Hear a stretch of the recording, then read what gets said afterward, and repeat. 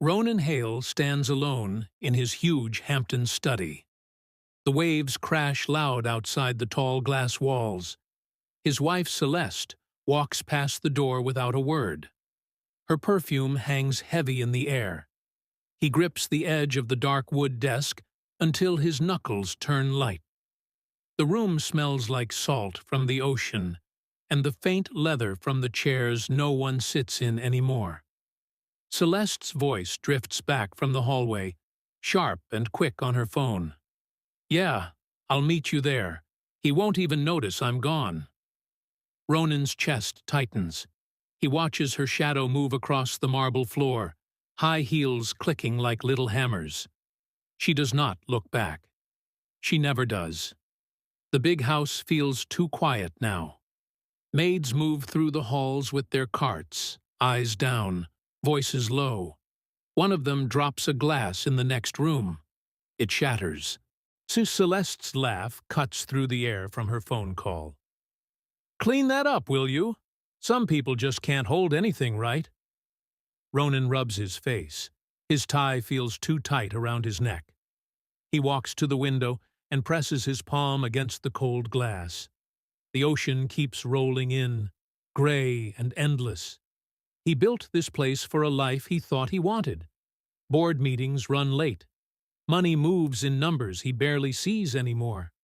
But nights like this, the emptiness sits heavy in his gut. He turns away from the view and picks up the house intercom. His finger hovers over the button for the staff line. The new maid started a few weeks back.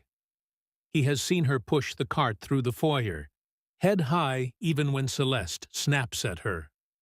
Something about the way she moves sticks in his mind, but he pushes the thought away.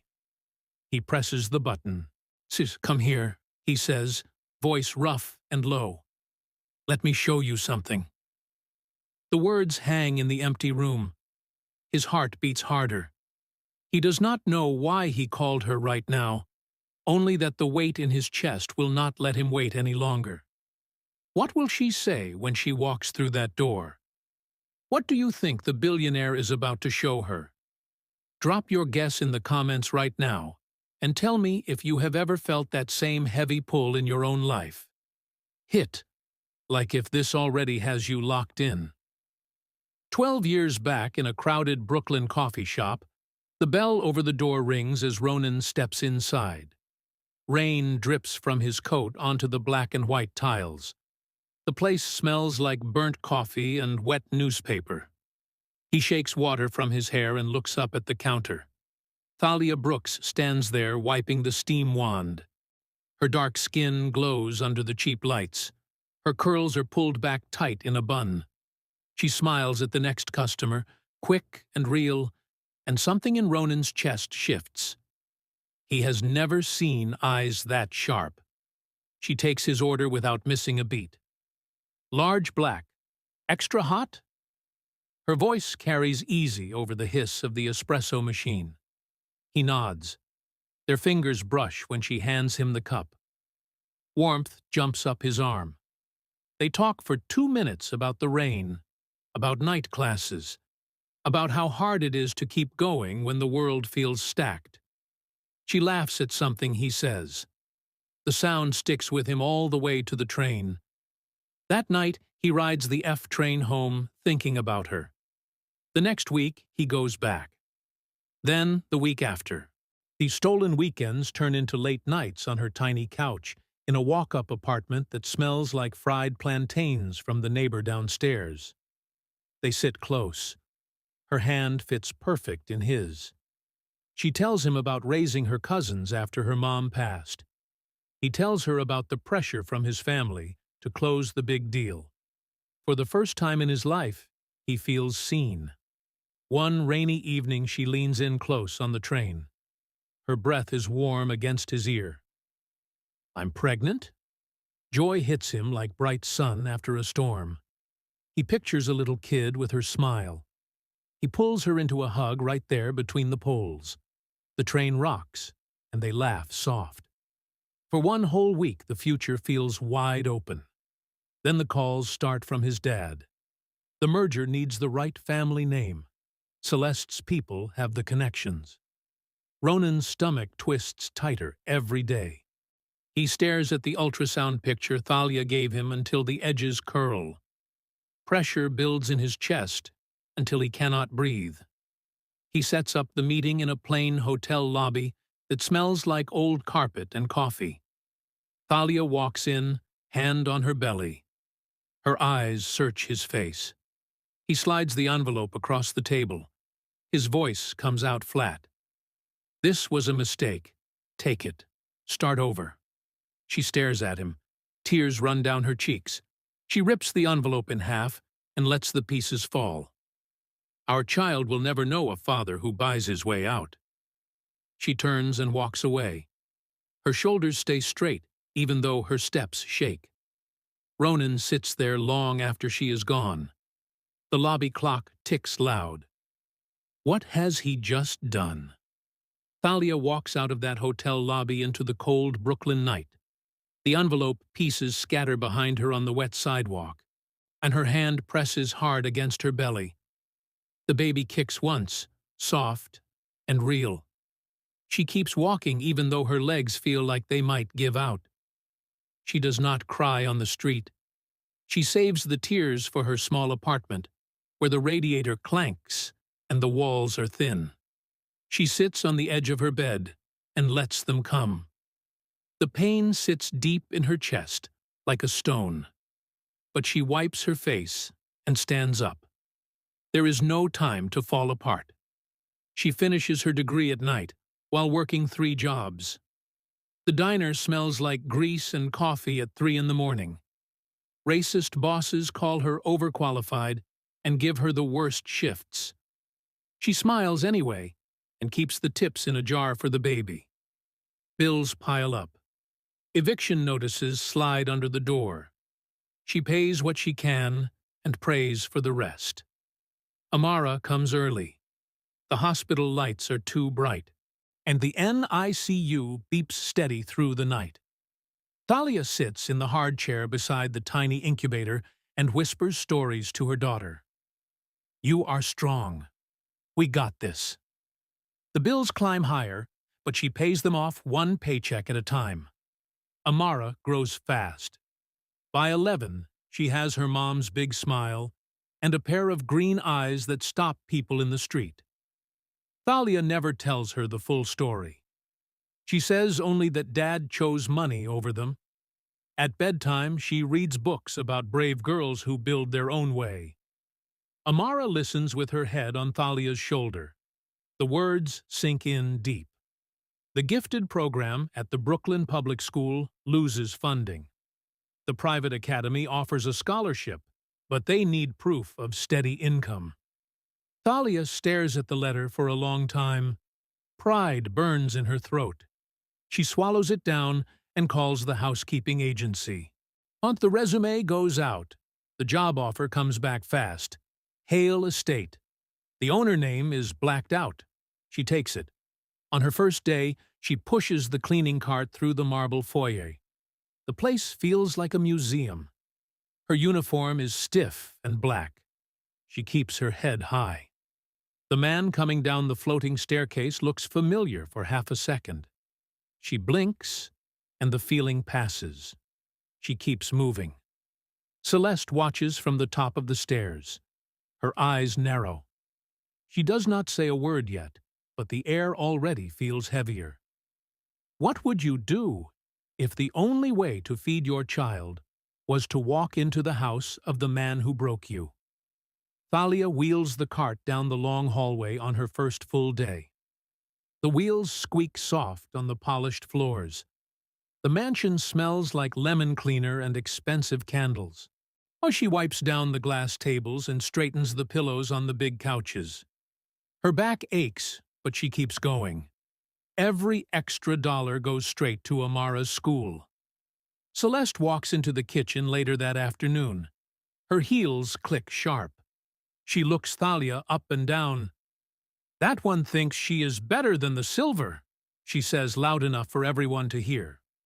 The other staff look away. Thalia keeps scrubbing the counter. Her jaw stays tight. She does not answer. Later, Celeste spills red wine across the white foyer on purpose.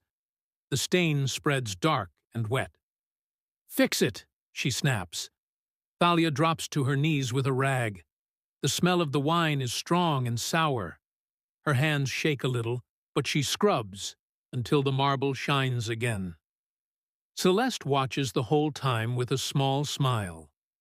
Ronan passes by and stops for a second, and he sees Thalia on her knees. Something in the way she moves tugs at him, but he cannot place it. He keeps walking. His mind is full of numbers from the latest deal. Still, he glances back once. That night, Thalia stands in the staff quarters. The small room has one window that looks out at the ocean. She calls Amara on the phone.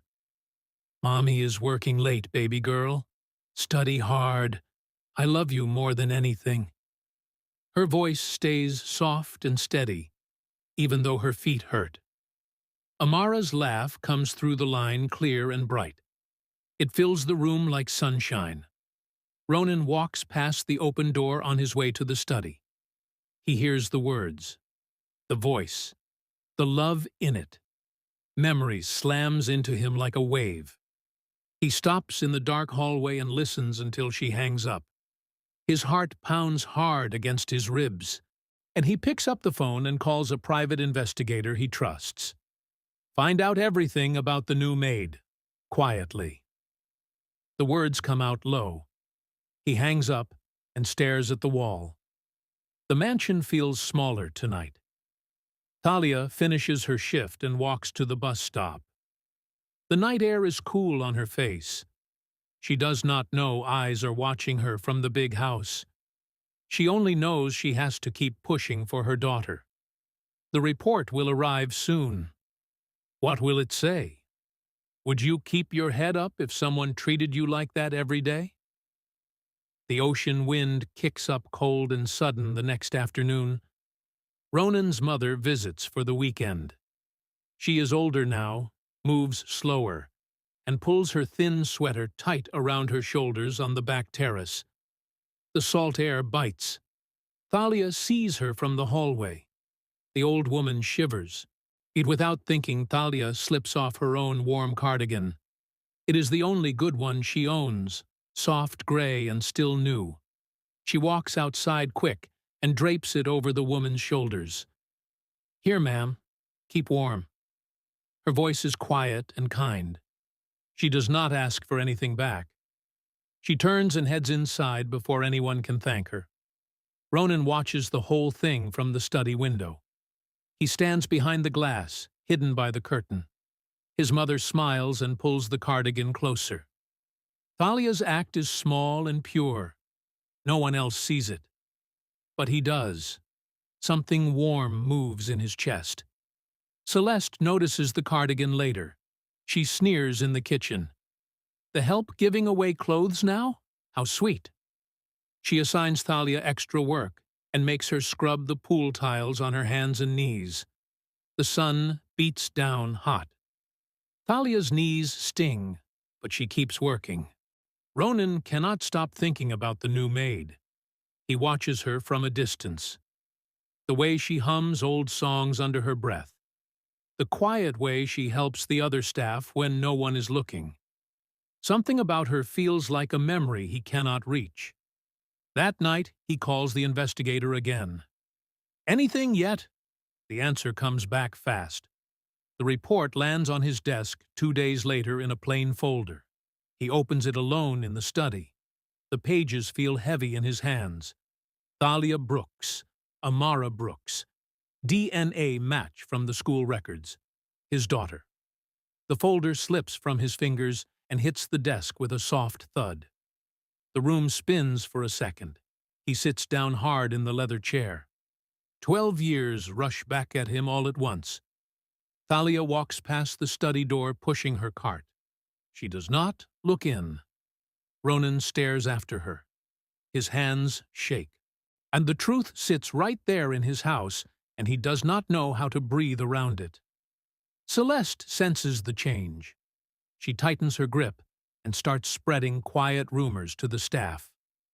Watch that new maid. She wants more than a paycheck. Thalia hears the whispers but keeps her head high.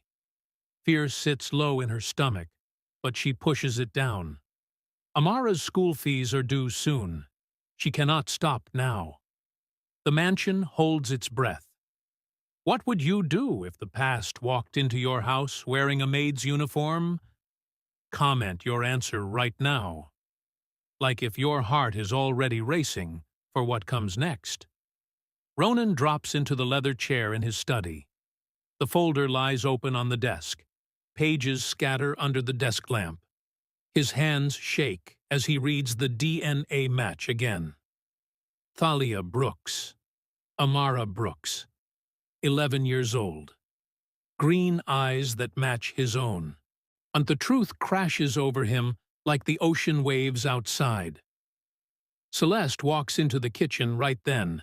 She spots Thalia scrubbing the counter.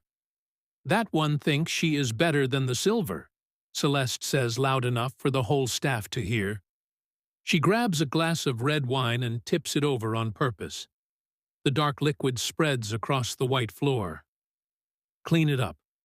On your knees this time. Thalia drops down without a word. Her rag moves fast, but her shoulders stay straight. The sharp smell of wine fills the air. Celeste stands over her and smiles. Ronan watches from the hallway. He cannot look away. Every scrub of the rag feels like another cut from the past. He turns and walks to his office. The private investigator's report sits there like a bomb. He picks it up one more time. The words do not change. And his daughter lives under the same roof he pays for. The thought tightens his throat. Later that night, Thalia stands in the staff quarters. The small lamp throws soft light on the wall. She calls Amara. "Mommy is working late again, baby girl. Study hard. I love you more than anything." Her voice stays steady, but her free hand grips the phone tight. Amara laughs on the other end. The sound floats through the quiet room like a warm breeze. Ronan stops just outside the open door in the dark hallway. He hears every word. The voice hits him square in the chest. Memory floods back fast. He presses his back against the wall and listens until she hangs up. His heart pounds so hard he feels it in his ears. Celeste senses something is off. She starts spreading whispers to the other maids. Keep an eye on the new one. She wants more than her paycheck. The words travel through the big house like smoke. Thalia hears them in the laundry room, but keeps her head high. Fear sits heavy in her stomach. She cannot afford to lose this job. Amara's school fees are due in 2 weeks. The mansion feels smaller by the hour. What would you do if the biggest mistake of your life moved in right under your roof? Ronan paces the study floor at 2 in the morning. The ocean crashes loud against the rocks outside. He stops at the window and stares at the dark water. Old memories hit him hard. Thalia laughing on the Brooklyn Bridge, her hand on her belly, the hotel lobby where he let her walk away. His chest aches with every step. He steals glances at her all day now. She pushes the cleaning cart down the long hall.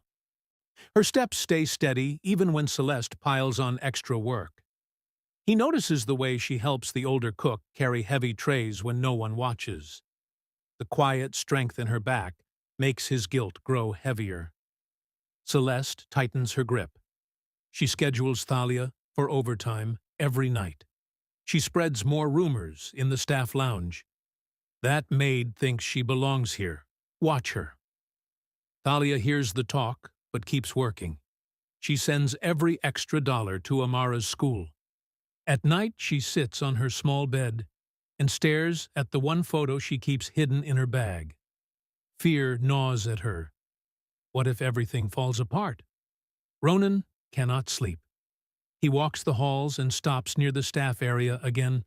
Thalia's light is still on. He wants to knock, but stops himself. The weight of 12 lost years presses down until he can barely stand. Celeste packs her suitcase the next morning. "I am flying to Miami for that wellness retreat," she tells him in the foyer. Her voice is cold and quick. Everyone knows it is really another weekend with her latest guy. She slams the front door behind her.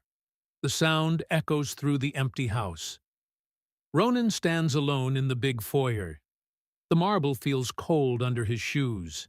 He picks up the house intercom. His finger presses the staff button. "Thalia," he says, voice low but steady. "Come to my private study." The words hang in the air. His heart races. He does not know what he will say when she walks through that door. Would you call her if you carried 12 years of regret? Thalia wipes her hands on her apron and walks into the private study. The door clicks shut behind her. Ronan locks it with a quiet turn. See, the room smells like old leather and salt air from the open window. Ocean waves roar outside the tall glass. "Come here," he says. His voice cracks a little. "Let me show you something." He leads her to the big mahogany desk. His hands shake as he opens the drawer. Old photos spill out. Thalia laughing on the Brooklyn Bridge, her hand resting on her belly. Then he slides the folder across the wood. DNA results. Amara's school picture with those same green eyes staring back. Thalia's breath catches sharp. She steps back until her back hits the chair. Shock runs through her body. Her hands grip the edge of the desk so tight her knuckles go pale. Rage, relief, and a deep ache mix on her face. "You knew," she whispers. Her voice breaks. "All this time?" "I found out 3 weeks ago," Ronan says. Tears fill his eyes. I never stopped loving you, Thalia. I was scared. Family pressure, money. I let it all win. But real love has a cost, and I have paid it every single day since you walked away." His voice gets thick. "Amara, our daughter. I want to be her dad. I want to fix what I broke." Thalia's tears fall fast down her cheeks. She reaches into her pocket and pulls out a small worn photo of the 3 of them from years ago. "I kept every memory. I told Amara stories about a father who chose wrong, but might choose right one day." The room fills with the sound of 2 hearts finally catching up. Ronan steps closer. Their fingers brush for the first time in 12 years. Warmth jumps between them. The soft pull of what they once had starts to grow again right there in the quiet study. The study door bursts open hard. Celeste stands there with her suitcase still in her hand. She came back early. Her face twists with pure anger as she sees the photos, the folder, and the tears. What happens when the wife walks in at the worst possible moment? Celeste drops her suitcase with a loud thud. "You pathetic fool," she spits at Ronan. Her eyes burn as she looks at Thalia. "And you thought you could sneak in here with your little secret baby? I have known about your bastard for months. I plan to expose both of you and keep the empire I built." The room goes dead quiet. The ocean outside sounds far away. Thalia stands tall even though her legs shake. She does not back down. Ronan steps between them. His voice comes out like steel. "Get out of my house, Celeste. The divorce papers hit your lawyer's desk by morning. But I am done paying for lies." Celeste laughs, but it sounds bitter and sharp. She drops her final bomb. "I am pregnant, Ronan. Not yours, but the world will think it is, unless you send this maid and her daughter straight back to the gutter where they belong." Shock fills the air like thick smoke. Ronan's face hardens. He does not flinch. "Pack your things. Leave tonight." Celeste's eyes flash with hate.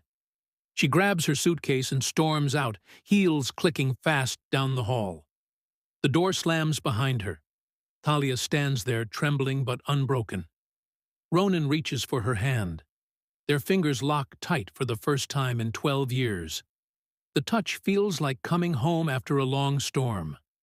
The big house feels lighter already, but the real fight is just starting. Amara still waits in Brooklyn. The future hangs right there, in that one held hand. How would you feel if the person who hurt you finally reached for your hand after years? Share in the comments. Like if justice finally feels good. Ronan and Thalia stand together by the tall glass windows. The ocean crashes loud and steady outside. Late afternoon light pours across the floor. He keeps her hand in his. Amara belongs here with us, he says. His voice is steady now. I will make her part of this world. I will give you the stability you earned with every hard day you lived through. Thalia wipes her eyes. A small smile breaks through the tears. The weight she carried for 12 years starts to lift. They walk out to the back terrace together. The salt air feels fresh on their faces. Ronan calls his lawyer right there on the spot. Papers will be ready by morning. Celeste's things go out the door before sunset. And that night, Ronan drives to Brooklyn himself. He knocks on Thalia's old apartment door. Amara opens it with her mom's fierce smile and those green eyes that match his. The girl looks up at him and tilts her head. Mom said you might come one day. Thalia watches from the hallway. Joy fills her chest so full she can hardly breathe. Ronan drops to one knee. I missed so much, he tells Amara, but I am here now, if you will let me. Amara looks at her mom. Thalia nods. The girl steps forward and hugs her dad for the first time. The three of them ride back to the Hamptons together. The mansion lights glow warm when they pull up. Ronan shows Amara her new room. Thalia stands in the doorway and watches. Real love does not run from the cost. It pays it late or early, but it pays. Betrayal leaves scars, but redemption can heal them. And fate does not hand out second chances. It dares you to grab them with both hands. Thalia leans against Ronan as the ocean sings outside. Amara falls asleep between them on the big couch. The family they lost is finally home. What would you do if life gave you one more chance to choose love over everything else? Tell me in the comments and share this story if it touched your heart. Like if you believe some loves are worth every tear and every fight to come home.